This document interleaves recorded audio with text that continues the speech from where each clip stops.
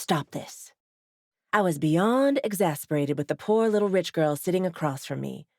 She was no longer crying, but her shoulders continued to tremble after her unexpected fit.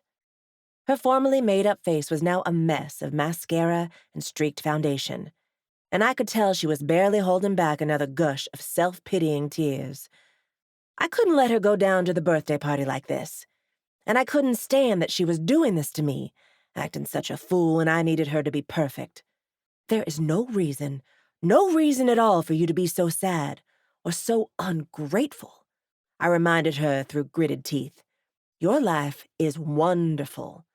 Just go downstairs and let everybody appreciate you for living another year at the party your father paid a lot of money for.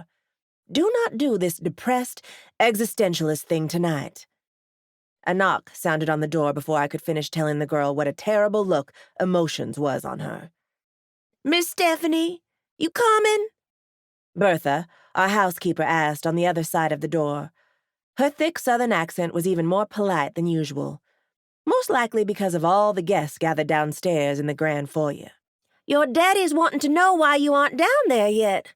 Everybody can't wait to see you in your dress." "See?" I silently pointed out to the girl, fighting back tears. "Everybody's waiting for you downstairs. You need to pull yourself together."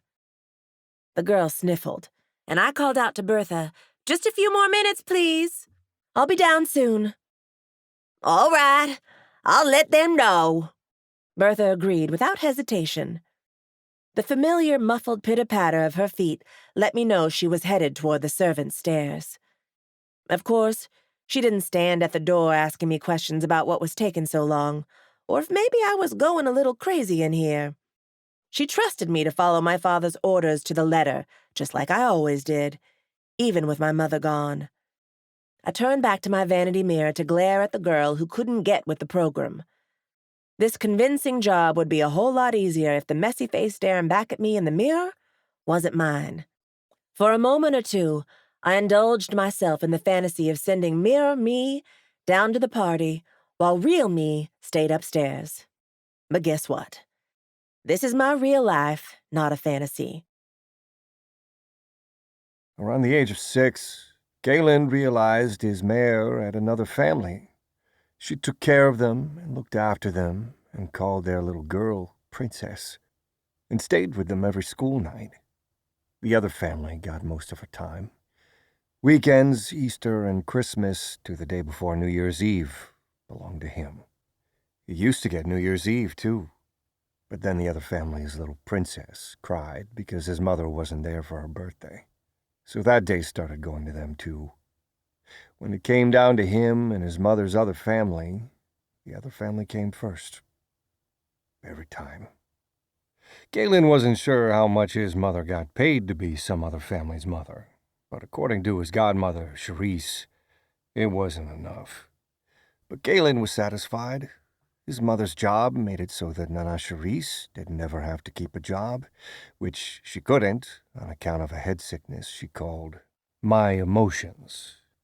Galen had clothes and comic books, and Nana Charisse, who couldn't drive anything but their swamp boat on account of her emotions, was able to pay folks to pick him up from extracurriculars after school and bring him to the main dock at the end of their unincorporated bayou.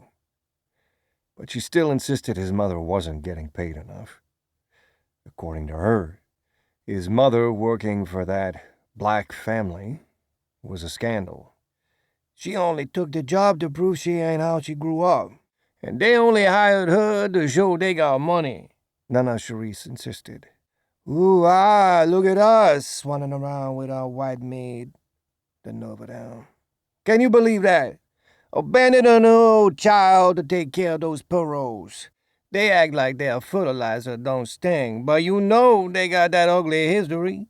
Black on black slave owning, politics, bodies that ain't never been found, thinking they better. Politics was Nana Charisse's catchword for all the corrupt stuff that went on behind the scenes in Louisiana to keep the rich rich and the poor poor. But Galen noticed she put the most offended emphasis on the Perros, thinking they were better.